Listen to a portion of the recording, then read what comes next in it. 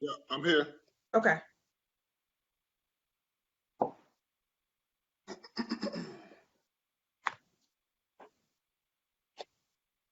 Let's see what.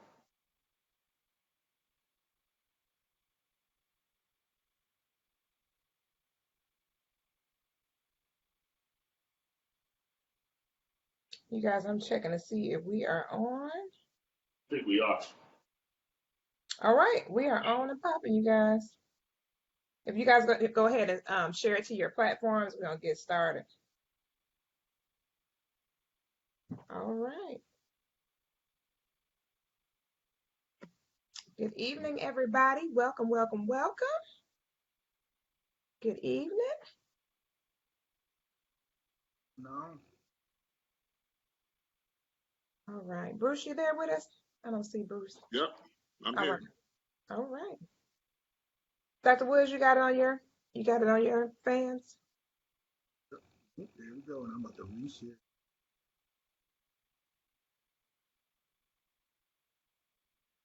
Well, good evening, gentlemen. Good How you evening. doing, man? I'm amazing. Happy early Father's Day to you guys. Thank you so much for your time this evening. We really, really appreciate you guys being on with us this evening in the pre days of Father's Day. Any big plans, fellas? No Just some big Want to more. be left alone. Probably just dinner at a lounging, time. just lounging around. I want to be left alone a whole day of not. I don't want to hear daddy nothing. Daddy, what about this? Dad, no. Just leave me alone, daddy. Oh, Leave me alone, Dave. be Daddy's official retirement day. That's what's gonna happen, Yep. Adrian. We didn't even get a commercial. Anybody notice a Father's Day commercial? I didn't get a I, Hallmark card, look, a Denny's I haven't commercial, seen an no IHOP Father's Day commercial. I didn't commercial. get nothing. I haven't seen no Father's Day commercials, unfortunately. I ain't seen no blogs, no nothing. I was like, dang, we just be treating the daddies bad. What's really Yeah. going Bad. on? We get disrespected. I said, where is the We don't love get of the nothing. fathers? What's going on with the love of the fathers? We don't even get a head nod. Don't even get a head nod or a head bob. Nothing, no love. So anyway, you guys, I'm gonna go ahead and say a quick prayer and we're gonna go ahead and get started so we can get into the thick of things tonight. You guys ready? Let's go. All right, Father, we thank you for this opportunity, this time to connect with your people yet again. We pray that the information that we share be insightful and informative and help us to see things from a much more clear perspective as we dive into another episode of The Hot Seat. Please, Father, continue to bless each and every panelist that comes on our show each and every week. We thank you, we love you, and we honor you. In Jesus' name, amen. Amen. Amen. All right. So this week, I really kind of oh, Deborah Boyd Brown said there has been commercials. She said she's seen quite a few. Well, thank you, Deborah. But we ain't seen them. Because I We haven't ain't seen seen them. I Yeah, ain't we seen ain't seen them. nothing. Share them on I ain't Facebook. seen nothing, Miss Put in the Deborah. link. Nothing at all. But this week's episode, I told Charles it's been in the arsenal for a very long time, but I was just really kind of reluctant to even talk about this topic because this has been an age-old concept and idea that we've heard from our forefathers for many, many moons, and we've heard this stated in all type of environments, if you will. So I'm just going to read what we have on here. It says, calling all ladies, the fellas are at it again. They seem to think that they have a clear understanding of the age-old statement, quote, pay to play, end quote. With an interesting question, quote, does love today have a cover charge? Question. Join us as we sit and listen to the all-male cast as they give us their take on this oldie but goodie. This is an oldie but goodie. Pay to play. Does love today have a cover charge? Mm. Ironically, I was at an event this past weekend, and this lady was telling one of her girlfriends about some guy that she had met and she was conversing with or whatever. I was like, man, this is so timely. I wish I would have went over. I wish I could have went over there and just said something to the lady. But she was like, oh, honey, he got to pay if he want to play over here. And she was like, this was what she was saying. And I was like, this was my aha moment. Like, we got to do the show now. because this is what people are really thinking in their mind. So, honestly, I haven't really heard it said from guys more than I've heard it said by women. As far as that particular term is used, I don't think I've ever actually heard a guy outside of some kind of gambling environment or something like that use that terminology at all. So, what does it mean when you guys think of the term pay to play? Mr. Dixon, we're going to start with you. Mm. Pay to play. Um, when I hear it, it's saying if you, depending on the female who's asking, she's pretty much saying, if you want to have some dealings with me on any level, your portfolio has to speak to a certain thing before you can cross this line. Like maybe I back in the day used to hear the younger girls who was in high school, they'll be like, oh, if he's not coming up here in a Benzo on a Beamer, you better go on somewhere. It was different levels. And as you get older, the women are like, oh, he needs to be, I only date ball players and this type of guy. So it's different levels to each situation. And so this isn't anything new. This has been going on for years. And it's also why you see a lot of men today that maybe back in the day we'll refer to as they didn't get any play back in the day. But those same guys that were quote unquote lames, they got money, they're rich now, so they're going back for recompense. They want to find all of the naysayers that shut them down and turn them down because now I'm the man. And so all of you all who said no then, come on and see what you're going to do now. I'm going to use you now, that kind of thing. Oh, So wow. that's how we kind of see that. Yeah. Wow. Adrian, what's your thoughts? Well, I'm going to put it this way. Since 2400 BC, prostitution has been a part of our society. Wow. But now, it is in your face with it. Females will email out and put on their Facebook their Cash App name. Oh, wow. They will tell you, you know what I'm saying, don't tell me you think I'm beautiful, pay my bill. So they are in your face with bringing this money. Women go to the club with no money in their pockets. Yeah, he ain't lying. Expecting to come home drunk. Yeah. So, and you're rude and cheap if you don't buy them a drink because they said hello to you. Wow. So, in this modern age, I'm saying it's no longer getting to know me. It's what can you do for me? But they're also offended when when fellas are straight to the point. If we straight to the point with, give me the name, you know what I'm saying? We rude, we're mannish. But if they're straight to the point with what bill you gonna pay? What's in them pockets? Where you gonna take me? What you gonna do for me? Right. They in they right. So it's definitely, you know what I'm saying, pay to play. I love, one of my favorite quotes is from Boondocks, the show Boondocks from Riley. Everybody gotta pay. You gonna pay one way or another.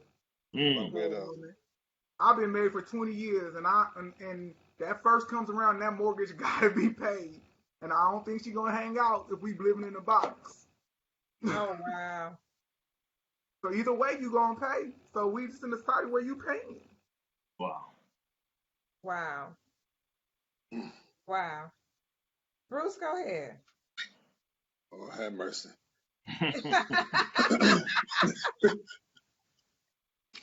I was thinking what Adrian was saying made me think of the fact that booty, y'all, booty actually means money. Wow. True. Mm-hmm. Lord have mercy. Mm. It seems like I could leave that right there if I want to sound unrighteous. No, don't leave it. Don't leave it out there for nobody to be trying to catch something that they can't catch. Come on, go ahead and get them so they can catch the ball now. It seems like it's an unspoken protocol. Spoken and unspoken. It's an expectation where, like Adrian said, like Charles said, nowadays, it's silently expected that you want some of this, boy. You gonna come correct. You want some of this right here. Some of this right here. You are going to spend. And the commerce of relationship that we talked about before, that's it's not even a priority now. Now they really mean that the spending is cash. Not honor, not respect, not reciprocity, especially not reciprocity, but cash. The commerce of relationship, the financial terms that we talked about before, like trust, appreciation, that stuff don't matter no more. Those financial terms is like dead. The only alive financial term that's being used now is spend that cash. So are you okay? So Adrian, I don't want to sound real harsh or brash, but it sounds to me that based on what you said, and you opened up with the term prostitution, are you suggesting that we've come to a time where we've become whores, just not on the corner? Is that what you suggest? Well, now. Let me pre-rec this to the viewing audience. This is the uncensored version of the hot seat because I knew it was gonna get ugly. But when you go down to prostitution, I don't know about that. First of all, I gotta apologize, Booby. I'm sorry. Here we go. Y'all know I gotta do that first. You gotta think about it though. You know what I'm saying? Everybody want to use whore as a negative terminology, right? But you get not mad at somebody necessarily though. Whore doesn't necessarily have to be negative. Get mad if you come at somebody straight in your face and say, and I'm never going to pay for the 99. There's too much free 99 out here. But I'm not mad at somebody who does pay for the 99. Because you are making a genuine transaction for what you want. There's no BS. There's no sugarcoating. There's no nothing. You are getting what you want. She is getting what she wants. But a woman nowadays, and let's not even say nowadays, women have always looked for providers. Not very many women are going to provide for a man for a long period of time before he becomes trifling and no good. And if a man has money and he's not willing to help you in some type of way, pay a bill, help out with your kids, take you out to dinner, you are not going to deal with this man. Wow. So you may not, we don't call it whoring, but there is definitely a monetary expectation for penetration or even just time. And you can't get that time if you're not willing to pay. I can't just say, hey, I like you. I seen this, I was on Facebook today. I'm an educator. I got some free time right now. So I'll be hanging out on Facebook. So this girl, I'm not a girl, this lady put on there, try to call this dude out. Call this dude out by putting his inbox message where he said, hello, beautiful. How are you doing? I think you're beautiful. I would like to get to know you. I'm saying, hope you read my profile, check me out, and if you like me, we can communicate. And she was like, what is this BS? Try to call this man out. I don't want this. What is he going to do for me? Where is he going to take me? You go on some women's Instagram, and not just saying Instagram models, they have their Cash App link right there. Their Amazon wish list right there. So just for their appearance, they expect you to pay for them. Wow. So it's not hidden. It's very in your face. They just don't want to be called whores. And I'm not calling all women whores. Don't get me wrong at all. But you got to be straight with it that no woman nowadays is going to, for a long period of time, I'm not saying you won't help a brother out if you love him. But if, let's say 6 months to a year go by, this man ain't got no job, no means of income, he is now going to be seen as less of a man and a burden. Am I wrong? You know, It's really hard for me to get stumped. It really is. It's hard for me to get stumped when I'm having a conversation with anybody. But I really, I really honestly would have to agree with what you're saying contextually, because even though we do like a guy, we do want a guy around and things like that, we do want to be certain that he is financially competent, if you will, to be able to step in for provisionary measures. But here's where the line gets kind of blurred. I think it's just kind of based on every woman, how she was reared, who her influences was, what her thoughts are about money, um, where she is financially, who she is as an individual person, and things like that, before you kind of put it into a box, because every woman doesn't think the same way when it comes to that. Like, I'll give you a perfect example.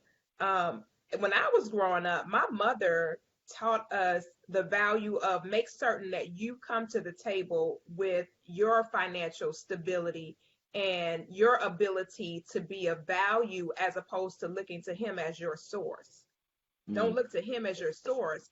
Rely on him as the source, but don't be solely dependent on the possibility that he's going to hold down the fort, because my dad became blind all of a sudden. Then what? You just don't know what's going to happen in the scope of relationships over the long haul. Mm-hmm.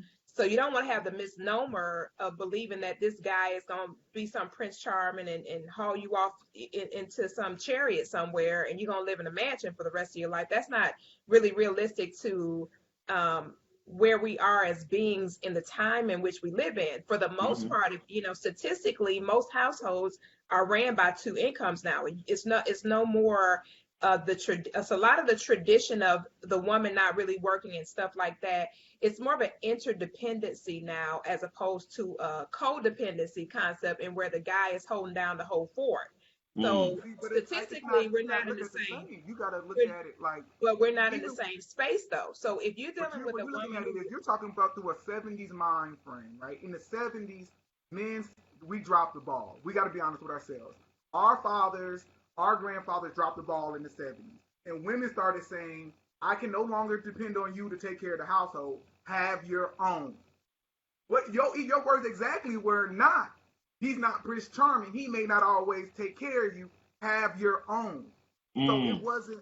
So no, that's not what I said. I don't know what household, but the majority of households I know of that are married, the man still pays the bills, and the woman will supplement the income, but still is expected to have her own. And when, let's say the time comes where a man, I remember we had our third kid, right? We had our third kid, I call them haters. Hater number 3 came, and it was no longer financially relevant for daycare.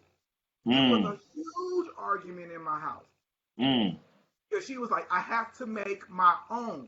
And I'm like, why? You are paying more for daycare than you're getting paid. Wow. It didn't make sense. But the whole idea of I have to have my own was there.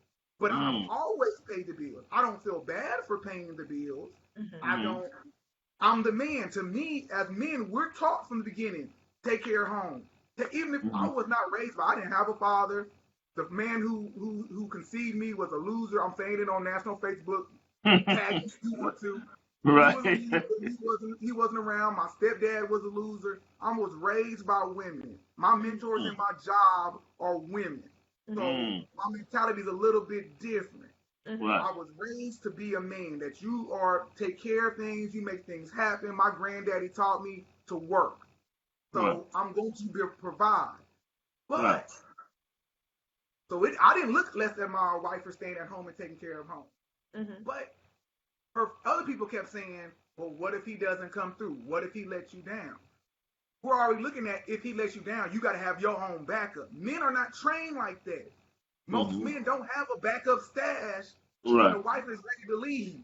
Right. That's why men get screwed over. When men go through divorce, we are stuck. There's no extra house. There's no extra income, because we're providing everything we got into the house. Mm-hmm. Well, see, that's why I made the statement when you said have your own. That's not what I said. I said interdependency. This is what I'm talking about, where the family is not just structured around one person holding the honus, and that's what I was saying as I was going further into it. It's more of a structure like when I was married. I'll give you a perfect example.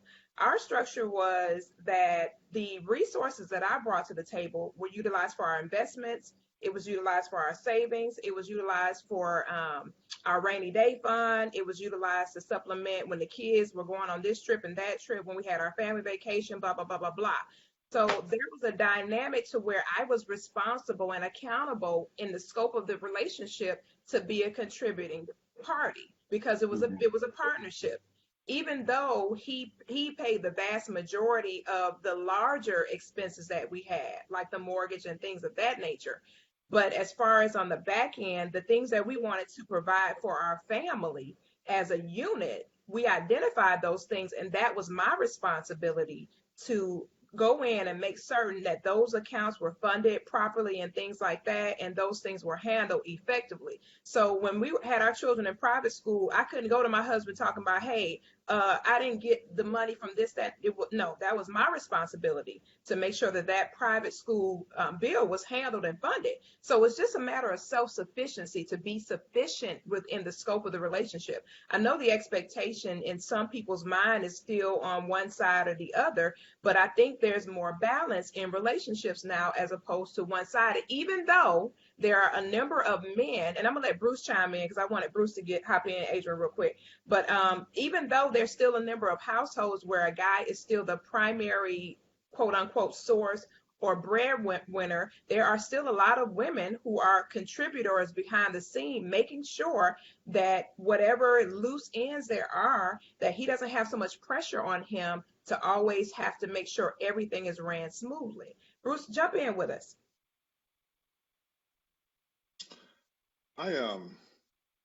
This is kind of, I really have to admit, this is kind of a difficult subject for me to kind of swim in. Yeah. Well, let me say this. It's a challenge for us to really get an understanding of money. For example, having quote unquote millionaire status, Mm-hmm. right? Mm-hmm. A lot of people don't understand what millionaire status is. Mm-hmm. People think that when you have a millionaire status that you are a millionaire, and that's just not the case. Mm-hmm. The combination of your liquid cash, right? Your liquid cash, right? Your assets, your annuities, insurances, so on and so forth, may total over $1 million. And the IRS may consider you a millionaire in that sense, but you do not have $1 million cash. Mm. For me personally, the IRS considers me to be a millionaire. Mm-hmm. I do not have $1 million. So in my relationship, yeah, millionaire status or not, she need to kick some money out. Because the responsibilities that are required to handle responsibilities require supplementing. Mm. It requires that because $1 million is not what people think it is. Does that make sense? It makes perfect sense. To have 1 million assets, liquid, annuities, insurances, so on and so forth, you need at least 2.5 to 3 million to maintain what you purchased it. If that makes sense. Mm-hmm. So a lot of our people think that because someone has quote unquote money, whatever that means in the black community now, or they balling, or all these terms culturally that we come up with, it makes a lot of women have an expectation that's going to be unreal. Mm-hmm. Because when they get with brothers who do drive had a Mercedes or whatever the case may be, putting all that money out there, they don't have any assets. Right, that's debt. That's not an asset, that's debt. They have more debts. Well, like Adrian said, they don't have that. They don't have them homes. It may be an apartment, or they may have one house or whatever that they're renting, so on and so forth. So I think that we as a people, we need to shift our understanding of these things when it comes to economics. That's why I'm struggling. We're kind of struggling with the topic, y'all, because I feel as though that we need to begin to reshape our value systems. And it's that you guys did a show with quote unquote successful women. Right. And if I had to meditate later and like repent from that thing, Charles, because I was saying some slick stuff, man. You know what I mean? Yeah, you was going at him. I was saying some slick stuff that I said, Lord, I hope I ain't being rude. Right. But the dynamics of the quote unquote 6-figure, 7-figure woman. Right. We as Black people, we got to change that dynamic, man. Where that 6-figure, 7-figure person should be able to have relationship with the person that works at Walmart, man. Right. Right. With the way the climate is today in this country. I'll pause right there. Mr. Dixon, chime in, please.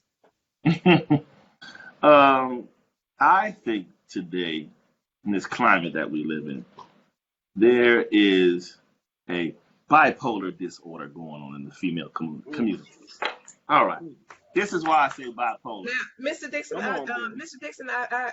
this is the uncensored version, but we're not going to start giving people clinical diagnoses at this time. But go ahead with your statement. We're going to refrain from the clinical diagnosis, please, sir. Listen, there's a bipolar disorder going on in the female community today. I'll tell you why. 1 minute, it is, I do me, I have mine, I'm feminist, don't tell me this, you guys, we are just as equal, so on for, okay, fine, be equal, right? Do you. I have no qualms with that. Then, when the need arises, here comes the docile, you the man, but you guys, this, that, and the other, shouldn't you pay this? Shouldn't you do this? And it's just like, what are you giving me? Which side are you giving me, left or right? But I need just one consistent side. On the side you're going to give me and be that. Like, I was in a situation, I remember, and I said this last night.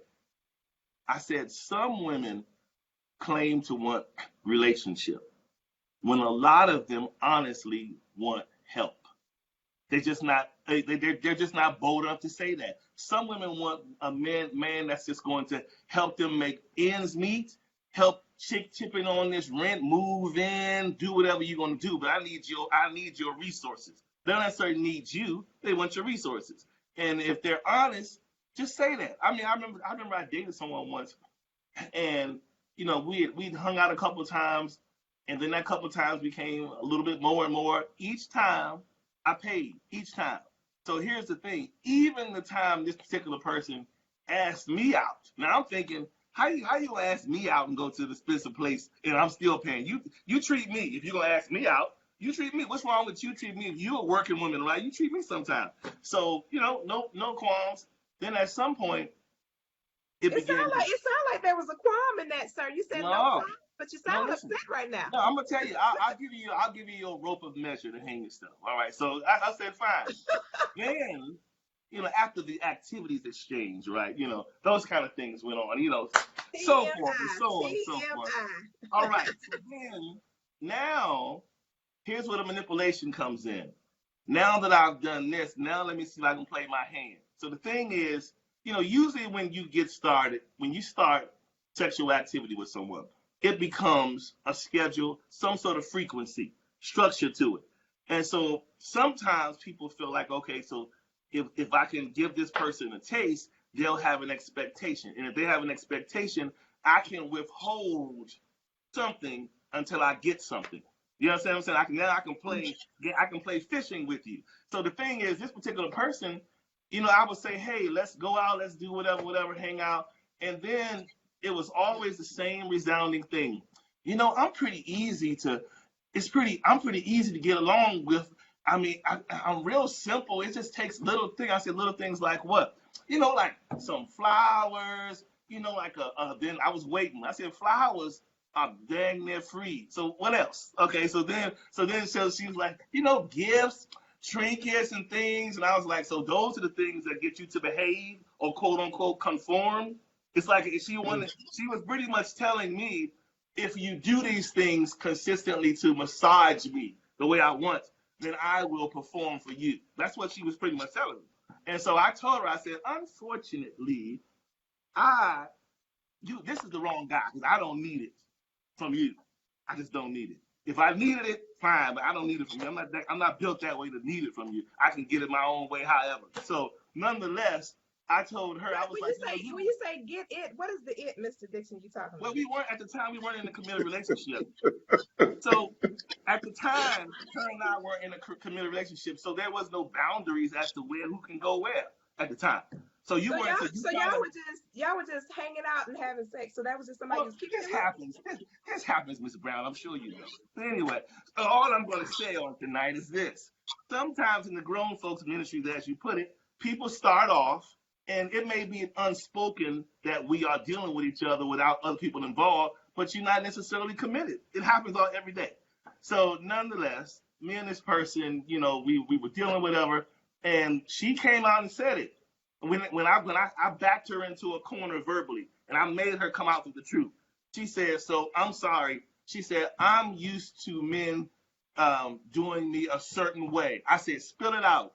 She said, he kicks in on my rent. This particular person buy my son this, that, and the other. He does this. And she was waiting for all these things. And I said, I appreciate you telling me those things. I said, I ain't your guy, but thanks. So that was that. So, Mr. Dixon, I shouldn't have rated the show as uncensored, because I think we need some censorship at this point. No, we don't need no censorship.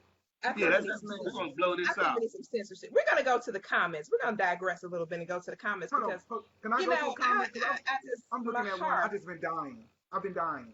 Don't die. Hold your peace for just a minute, Adrian. Hold your peace for just a minute. We don't want to leave the people out in the church. We don't want to leave them in the amen corner. People been inboxing me saying they ain't got a chance to speak their piece on these shows, Adrian. Let these people say something to us, Adrian. So Rashad Williams says, Adrian was telling you the absolute truth. I have women approach me on Tinder with their Cash App name instead of trying to talk and get to know me. It's crazy out here as a single man. Kenneth Q says, cash money in your hands. Tiffany Abrams Shelton says, to you, Adrian, this is my sister from another mother. She says, I love you. Yeah, don't say don't try to throw the love out there now, because you're in trouble after the show, right? I'm gonna get a text message later on. Oh, you already know we coming for you. Parents raise your children so they behave respectfully. Relationship goals. We were taught by my mama, Adrian. I'm appalled, and I said, me too, LOL. So then the kid said, couldn't it be that some women are just traditional, expect men to provide? Rashad said, true statement. Speak on it, brother. He was talking to Adrian. Adrian, tell the truth. You talk the truth tonight. Deborah Bowie Brown says, your wife said, good job, babes. So you're not in the doghouse at home. Katonia said, I can admit that's real, Adrian. As a woman, it's tough to hear, but there's so much truth in it. Jessica Matthews says, my parents taught all of their children, especially the girls, to be self-sufficient. The war on drugs on the 1970s took a toll on Black men leading Black households. That's very true. Another factor, Trey Ford, he wasn't able to get on with us, but he's in the chat tonight. Hey, Trey. He said another factor that affected interdependence financially in the Black household specifically was the U.S. government. He has that in bold letters. He has a lawmaker with targeted motives. And then Robbie says, yes, P. Coffee Brown. And then Jessica says, statistically speaking, more women are paying the ex-husband's alimony or have her pension, savings, etc. Ask me how I know. Okay, Jessica, I'm not going to ask you how you know. Laugh out loud. Gracia says, true, P. Coffee. Carrie Holland says, true. Rashad says, replying to Jessica, wow, is that really true? That's amazing how the coin flipped like that. Is it because a lot of women get with men that don't work and etc.? Then Robin says, so where's the balance? Help or a partnership? That question is towards you, Charles. For me, it's not charity, it's partnership. Katonia said, laugh out loud. What side are you giving me? Rashad says, let the church say amen. Right point, Charles Dixon. Gracie says she felt the spirit of a qualm coming on in the conversation. Trey says men confused as to whether their partner or someone they are dating, courting is independent in all caps, emphasized versus seeking provision or interdependence is prominent. It's an epidemic. Key. Wow. So wow, it's a lot more here, but I'll stop at that. Let me say something really quick that goes through the mind of me. Okay. What Robin was asking you about the charity versus partnership, and then Adrian, you can hit it from there. Go ahead, Mr. Dixon. Say what again? She wants to know. What does she want to know? She said, hold on one second. She said, so where's the balance, help or a partner? For me, it's not charity, it's a partnership. Well, you know what? So here's the balance. The balance is in just being forthright. Just come flat out and level set and say what it is you're looking for. Hey, I'm an independent woman, but this is the kind of relationship I thrive best in. I like the give and take. I like the exchange. Say that. The problem with when this is what I don't think any women realize. Men are not ignorant of the fact that you take any given day of the week, a beautiful woman, she can not even be that cute, she can have a nice shape, whatever. Women can have multiple streams of gifts and favors at one given time. You can have a man on this line, he paying this bill, he paying this car note, this one taking you to Dubai. If you're that type of woman, you can have it all while having a guy. And so men, one of our biggest fears is, look, I don't mind doing for my woman or this person of interest and taking care of them, whatever you got to do. But I don't want to be no fool. Most men think that because we're thinking, how many sources is this coming from? Am I your only source or am I just one of your sources? And this is something men think. And I think women think we're supposed to overlook it because we the man and say, well, just do your portion. I asked you for it. We work for our stuff. Anybody just don't. We're not drug dealers. We're not just throwing you thousands of dollars at one drip. We work hard for our money, so we want to make good on the things we do. We want to sow it well. We don't want to sow it foolishly. You get my drift? So I think people need to understand that side of it when we're talking about the exchange. People just want to know if you are sowing, you sowing on good ground, flat out. You're not being taken advantage of. Okay, so what would be your way of determining if you are sowing into good ground or not?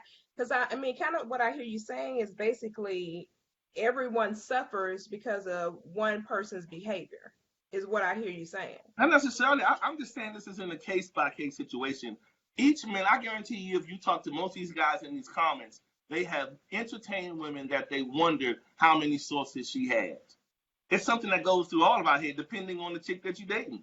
Because, I mean, most of us, let's just be honest, most of us, if you meet that quote-unquote, that chick, you like, man, Bruce going to say, man, Charles, I met this girl at the harbor the other day. You don't even understand. She's beautiful. But in the back of his mind, everybody else thinks she's beautiful. So what's my competition? What all else is coming into her way? You understand? Everybody's thinking like that. So it's I don't think it's a situation of us feeling like there's something negative. It's just being wise on the situation. That's all. Go ahead, Adrian. Well, Sir Charles, I'm with you because you gotta look at these pseudo facts people keep hitting us with. Like one person made a comment that more women now or more women than men are paying alimony and child support. This is not true. Yes, there's an uptick. There's at a 35%. I'm saying of men are single dads getting alimony. That's 78. That's 77 or whatever. I'm bad at math. % of women getting alimony still. Right. These are still the women. And to be a partner, you're coming in as an equal. Yeah. Coffee, I remember we were talking on Facebook earlier. It is uncomfortable to be a man nowadays. If you go into a date and you have all these expectations so you don't know which way to come about, but you know you have to come correct. No longer can I say, hey, let's go to the park and, have a picnic. I have to wine and dine you to show you my value and my worth. Yeah. Women can say whatever they want, but if I wanted to date you at my house where I make this frozen pizza and watch this movie and we get to know each other intellectually, they would be totally against it. So you can't tell me. And when you're a partner, it's equal. You even said, Bruce and Coffee, you both said your income supplemented. Supplement is not primary. If the man lost his job and stopped paying that mortgage, the house folds. The kid don't go to private school, the house continues. Wow. So, and a woman, I'm saying, is expecting that man to be that superhero. No woman is coming in thinking, man, let me pay this light bill. They're thinking, I need a man to take care of me, to provide for me, to protect me. And then they will take, because I remember on one show, because we were talking about submitting to a man, they were like, have you submitted to your woman? So now, no longer is it, hey, I'm here to have his back. It is now that he needs to have my back and still take care of all this business I need him to take care of. So you can't, it's never going to be an equal footing, because no longer, women can be seen as equals. I'm never going to argue that point, but there's some things there's never going to be an equality too. And until that's understood, we're going to have ill balance. Right. Because you're saying, because you still expecting the man to be a man, act like a man, defend you like a man, but he needs to respect your independence. Saying respect your right to have your own. Respect your right to leave if you choose. Respect your voice. That doesn't make sense. That is not equitable. So we're not coming at this as equals. So until we're equals, it's not going to be a partnership. You're looking for somebody to help you. Yeah, that's it. Because a man, because Steve Harvey said it best in his book, a man is not happy if his money is not right. Ask my wife, you want to see me mad? Let my get that money messed up. You're right. I don't care what happens in my house, man. I really don't. As long as it don't mess up this house and my family, I tell my wife, paint this mug black and purple and polka dots if you want to. Don't mess with this man cave you see me commenting here. In my theater room. Or if I go to my checking account, I better be able to go buy this comic book or video game I want to put some fans in. Besides that, I really don't care. Right. But let that be in reverse, though. Let something fall. Let something not come around. Now, not only through her, but society sees me as a failure. But you know what? I'm seen as the failure, not the woman. There's no way you're not going to go to a woman and say, man, your kids are hungry, man. You suck. You know what I'm saying? No, she's doing the best she can. She's holding it down. Right. I'm seen as the loser. I'm seen as the person who did not provide. Wow. You know, it's kind of like I still think that it's a partnership in relationships, because when Mr. Brown lost his job, all that money that we had saved, that I put in that savings, it didn't matter who put it in there. It mattered that mortgage got paid. So that was still a part of a partnership. No, Coffee. Man. Come on. Come on, Coffee. How was that not a partner? That wasn't a partner. Come on, sis. Look. Check this out. Now, you know I'm not combative, right? It was no partnership in adding something to the equation to make sure our family stays sustained. How's that not? Ideally, that sounds wonderful. Ideally. But in reality, there is going to be a very slim chance that today the sisters are going to be like, I put $1,500 in that account this month. I worked 40 hours overtime this month. I just put $2,000 on that. Or maybe it's my limited experience. Maybe I haven't ran across that dynamic. But it is going to be rare that a black man in 2019 is going to have that experience where that sister is not going to have some type of glory expected or even conversed and acknowledged of what she contributed or what she does. I'm sorry, I gotta challenge you on that, sis. I mean, you can challenge all day till you blue in the face, but that was my experience. That was my experience. So every woman doesn't think the same way. It's unfortunate that, like you said, your experience have been that of such. But I'm gonna give you a perfect example. I told my person today, I said, should we get to the bridge of marriage? When we cross that, it's going to be about inheritance, investments, making sure we leave a legacy in the earth, buying properties. I don't need no cars and all that kind of crap. We need to make sure that we leave our imprint in the earth, which says we were here. And so our forefathers and our children's children can be proud that we were the forerunners before them, and we left something. Okay. That's how I think. Now, I'm not the only woman that thinks that way. I can't be solo. But you're rare though. You don't. Yeah, you're not a lot of no. You But said you what? are rare. It's some women You're out rare. here that are like that. I don't think she's fair. It really depends on I think a lot of it depends on what somebody's career track is.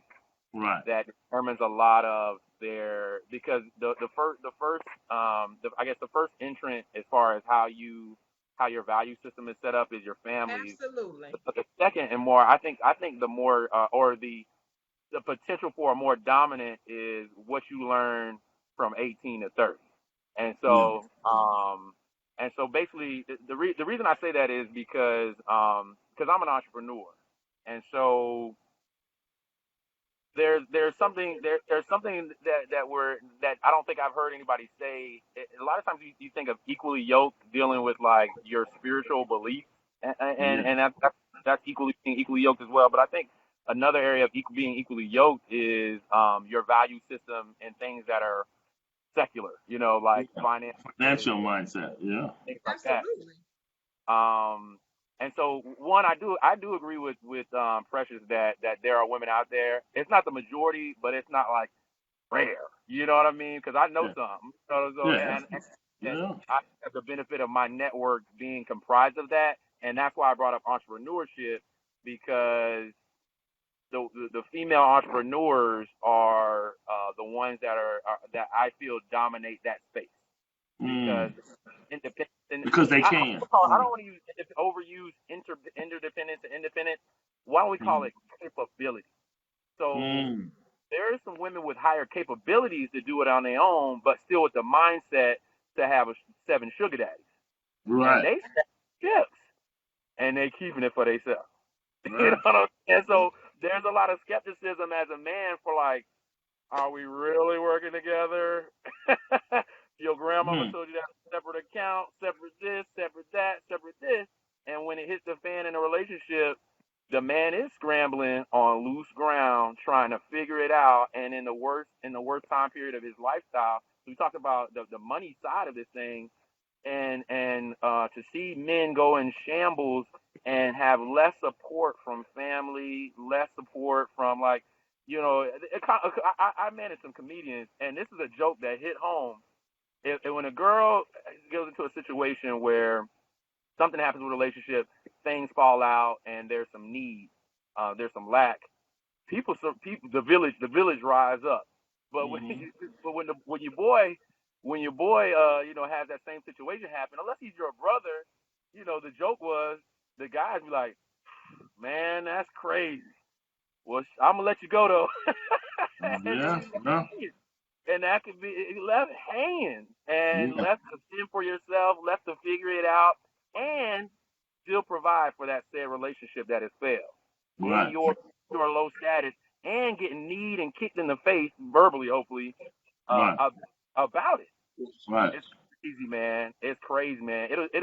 I almost think it's good for men to go through that, because after that, it'll never happen again. And that's where the phrase "who hurt you" came from. So when these kids going off on a rampage, it's because they've been beat while they were down. Yeah. Surrendered everything, and women have this new thing called petty, but it's malicious. You're right. Petty is being overused for malicious. Yeah.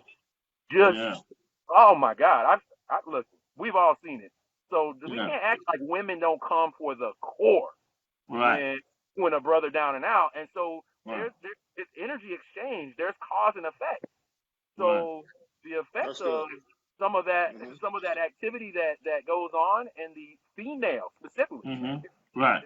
in that community or whatever we're calling it, it's coming back around, just like the effect of male dominated. Men have done some sick things, and Yeah. that's back on that thing is wrapping back around now. So Right. It is. who are what did they say? Something's always coming to pasture. That mentality of women that and you didn't read it right. It's you ain't listen to Webby. It's ing. Yeah. Yeah. Yeah. Independent caps. That was supposed to be spelled. Yeah. It seems like we're walking around with all this hurt from some Oh, place yeah. that somebody did this or somebody did that, and now And I men gotta don't protect myself because I gotta protect myself. I remember she did this or he did that, or she took this from me or he took that from me, and now I'm gonna pay them back by doing this and that and that. And it seems like we're walking around as these broken vessels masquerading That's whole. that are in healthy, normal, thriving relationships when our memory bank is stored full of damage and destruction and things like that, and we're not even in a space to be able to have a healthy relationship with anybody because we're such damaged goods coming from both sides of the coin, be it male or female. Somebody is damaged if it's a woman that's got 7 sugar daddies. There's something wrong with that. That's not healthy for me to have one main man and then have 6 side pieces. None of that is, because here, another thing that coincides with that is at some point I got to give up more than just my cuteness to compensate for whatever I'm getting from these 7 different sources. My cuteness is not going to cover the compensation when that guy wants to be compensated for whatever he's dishing out.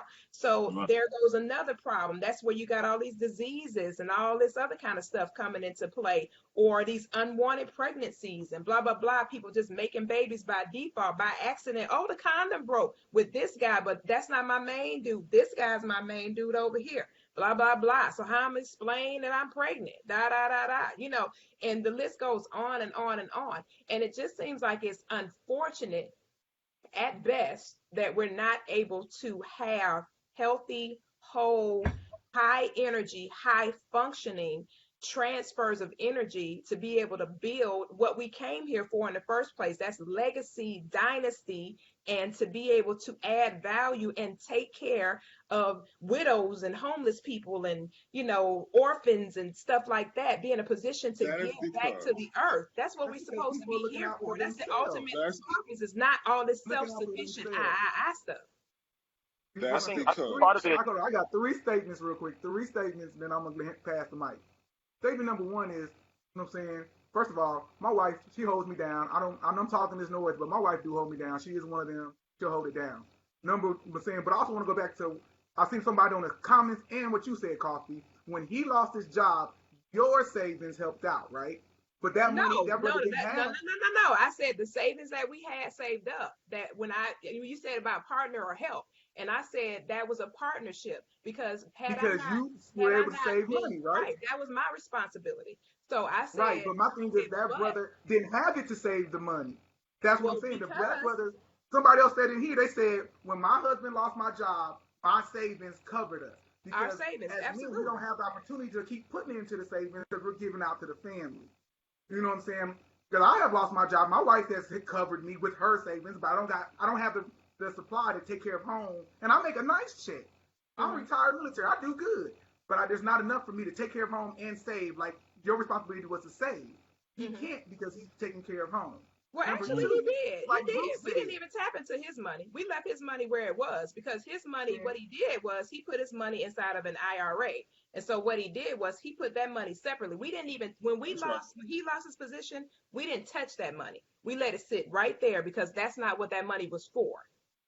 So we didn't even touch that money. So he did. Fortunately, he was able to save. Now, some people don't have that same, story or ability or capacity. But fortunately, he was able to set aside a fund where it wasn't touched. You understand what I'm saying? So when that money was put in, that money was identified solely for the fact that if anything should happen this is where we're going to pull from. Now, if we ran out of that, of course, we would have had to tap into other sources. But fortunately, we didn't run out of it. You know what I'm saying? But you also got to stand with the way you thinking and your whole mindset about helping community is very rare. Everybody want to say, "Oh, it's not rare," but it is. People, I don't think it's rare. We're not talking about men or women. Society, especially the African American side, does not think like that. I'm saying number two, and also these I'm saying affluent women that we were talking about before, they don't date the Walmart man. They're looking for other affluent people. So if the affluent woman dated the Walmart man, maybe we would see some of these other things that we're talking about. Like Bruce said, they're saying the 7-figure woman is not trying to date. They're not even going to pay attention to the Walmart man driving the Ford Focus. They're not. That dude's not going to get the time of the day. And then my third statement, and I'm out, is where did that brother Trey come from, and where did he go? Well, something was going on with Trey.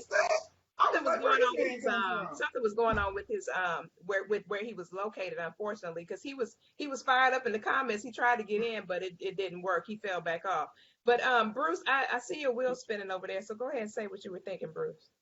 Charles, I think you know where I want to go with this. Go. It's very challenging. Y'all know me. Y'all see what I write all day long on Facebook. We done spoke in each other's presence.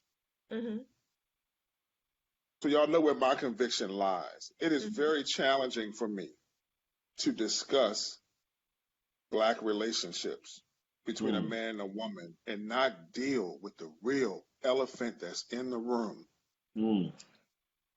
You open that door up, Coffee, with that brilliant thing that you just said when you talked about the hurt that we have on both sides. Right.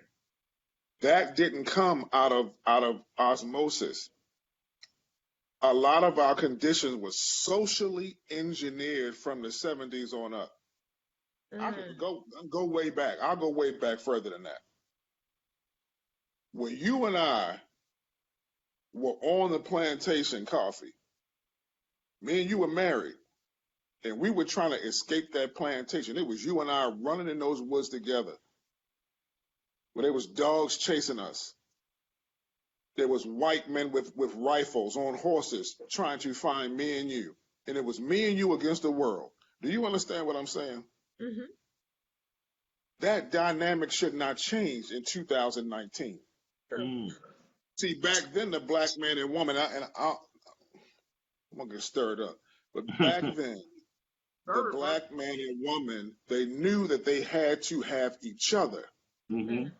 See, now we are looking at this whole dynamic of Black relationships and money. We are looking at it through European westernized ideologies. We are looking at it through the American dream. That's why we feel as though there's supposed to be particular economics in place. The man should do this. He need to be able to buy me MCM bags and all that kind of stuff, man.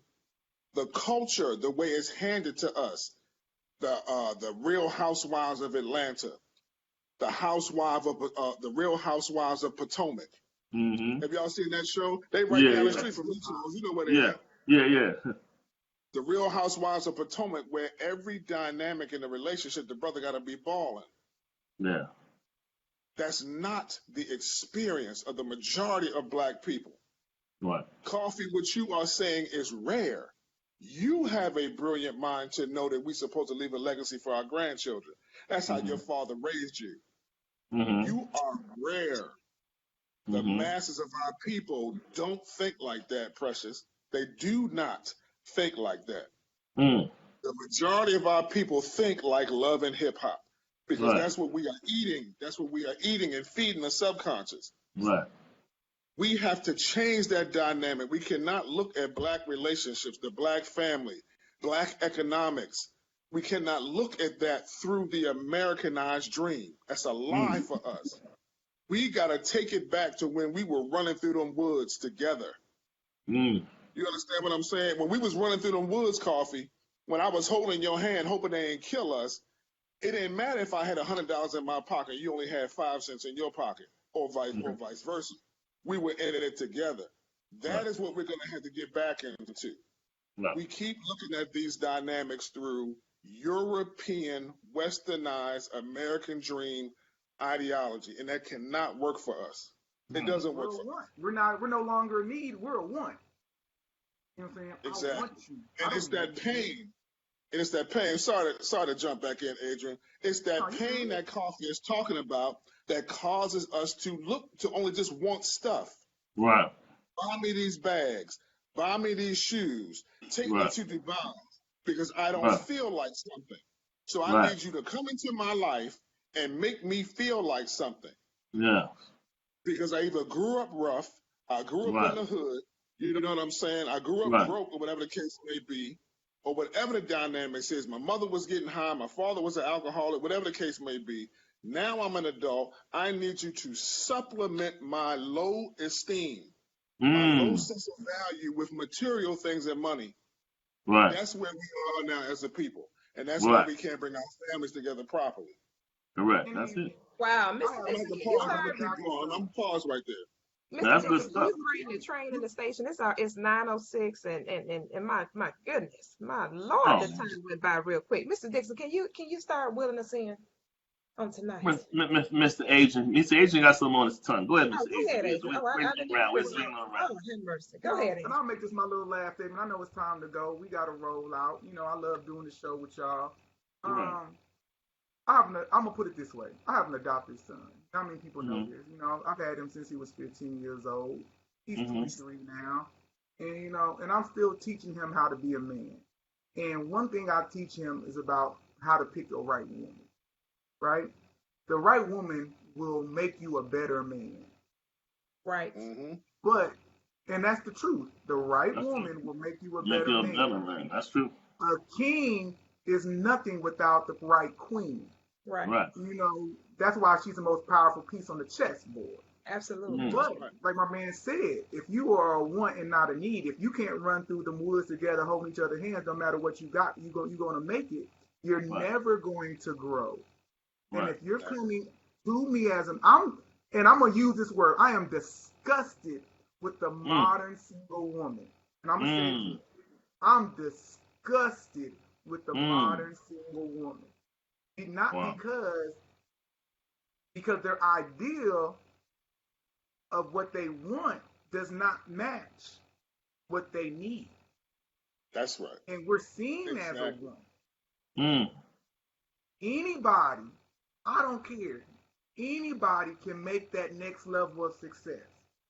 And your level of success, it really depends on you. I'm the person, I don't have to be a millionaire. I don't have to be rich, but I do want to leave something for my kids. Absolutely. And so my spouse supports that vision, just like I support her visions, but we coincide. We're running this race together.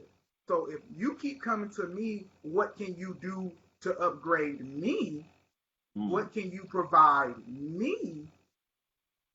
It's never going to work because I'm always going to be option. I'm going to look at you like an option because if I can't upgrade you, what is my purpose for you? Right.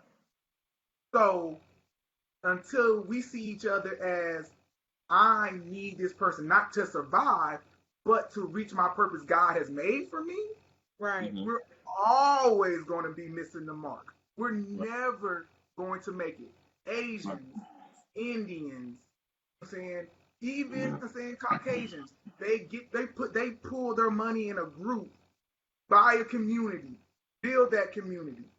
That's it. We do not do that. We do not, because it's what can you do for me instead of what can we do for us.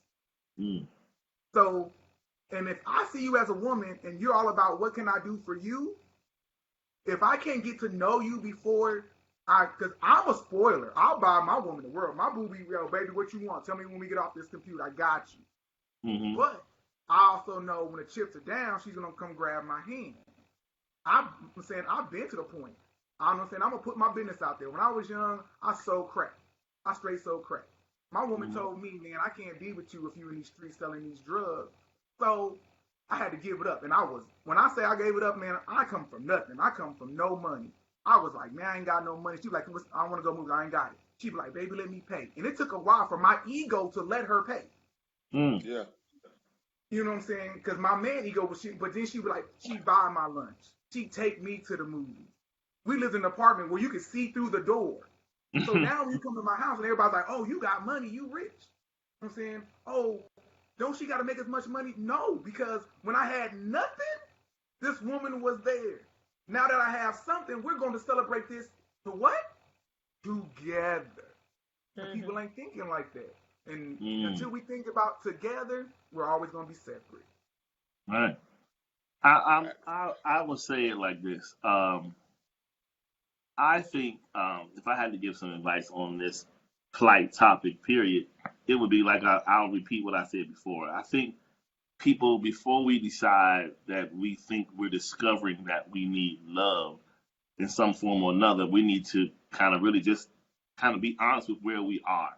And I think you need to separate your need, right? Your need for help from your need for love. And I think we're trying to put the two together, and it's causing a big issue.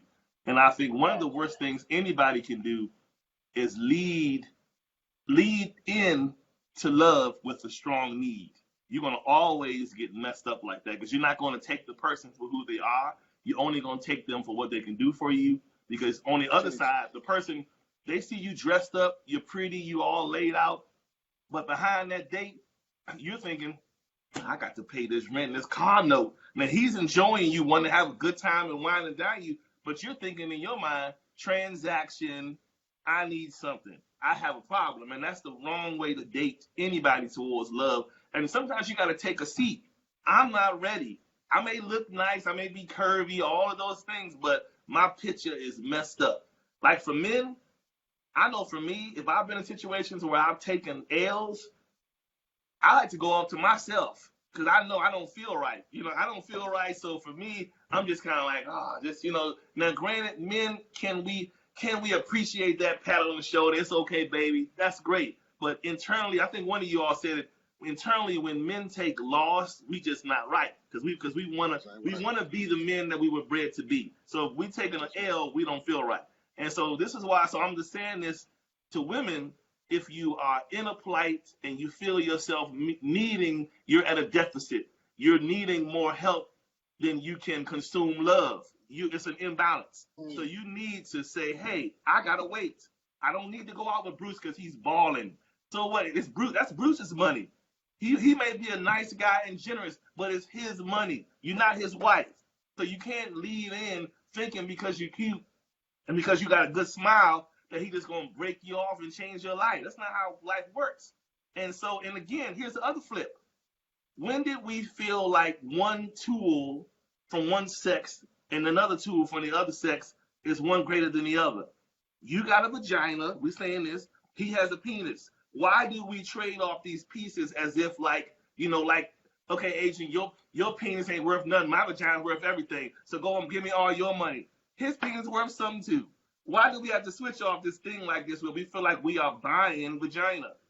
The man has something to value himself. He got something good. So, let's get that off the table and let's just date heart to heart. Forget the physical part. Let's just deal with one another. This physical stuff is what's getting everybody twisted. Because now we feeling like, really men are really, to be honest, when you out there at that bar and you sitting there with your girlfriend, when that guy come up and tell you when we buy you a drink, sure, you know what he's saying? I'm putting my thing on the chopping block here. I'm a lucky 7. That's really what he's telling you. I'm putting my thing up here on the table to see if you're gonna give me some of that. Because he's thinking you're going to conceptualize what he's buying you, and in return, as you giving him a gift. But I don't know why we think like that. We don't look at ourselves as a gift. We look at it as we had to get the gift from her. So I think we got to switch our thinking up and just be more positive and be more real and stop leading into love with the need. Go ahead, Bruce. I concur. I yield. Yeah. Okay. All right. I'm with you on that, bro. All right. Powerful. P. Coffee. You take us on out. Oh. Here she goes. Oh man, I tell you what. I think we need to pray again. Gee, this is real talk, man. This is real talk. Real talk. Man, I feel like I've been in a fight on tonight. My Lord, have mercy. This is called real talk. You know,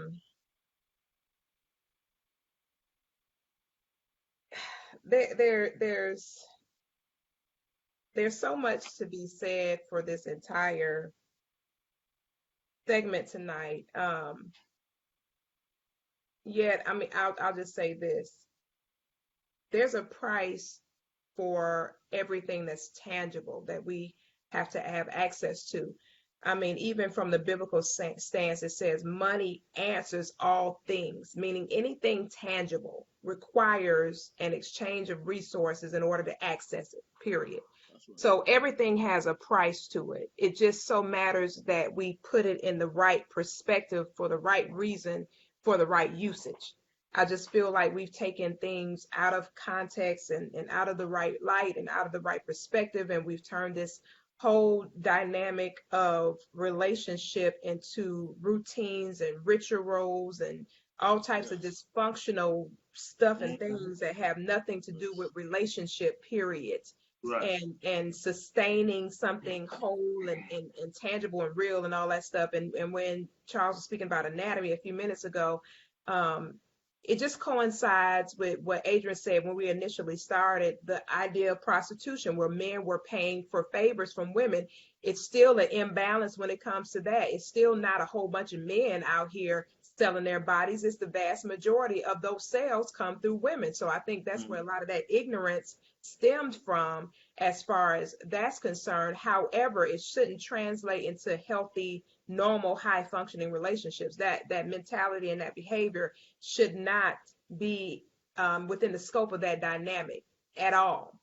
So if we look at the bigger picture, the things that are free are love, kindness, patience, intimacy, communication, connection, meekness, sober-mindedness. Those things don't cost us a thing. It just has to do with our character as individuals.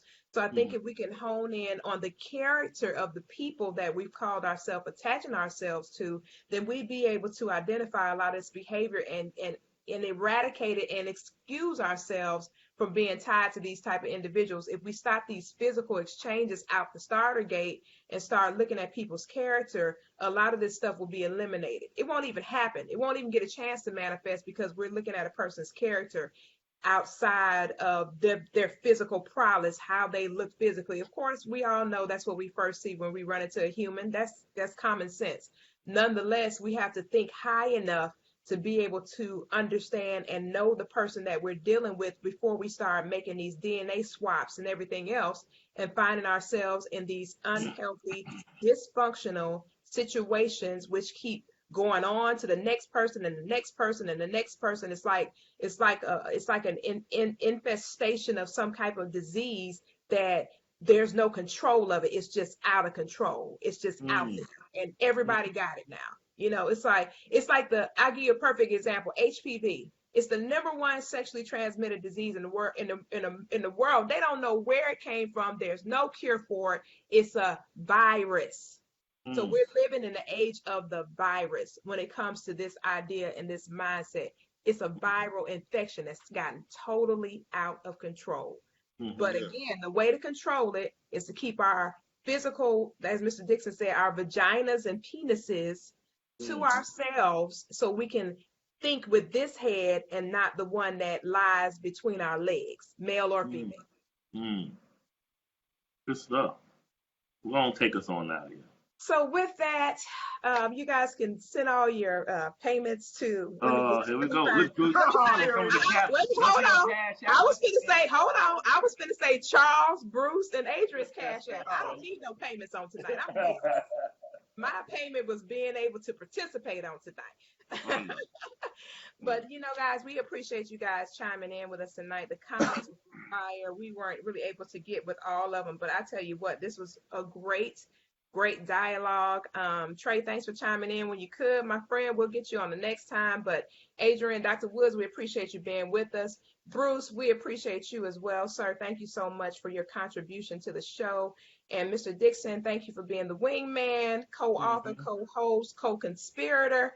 and the other great communicator. So with that, we will see you guys on next week, same bad time, same bad channel. We're signing off. Peace and blessings to everybody. You guys have an incredible balance. All right, fellas. Thanks again. We'll see you guys in the future. Salute and happy Father's Day to all the men worldwide. Y'all have an incredible somebody week. a present, a Hallmark yeah. something. I know, right? Get a brother something. Right. Y'all have an incredible evening. Thanks again for your time. All right, take care.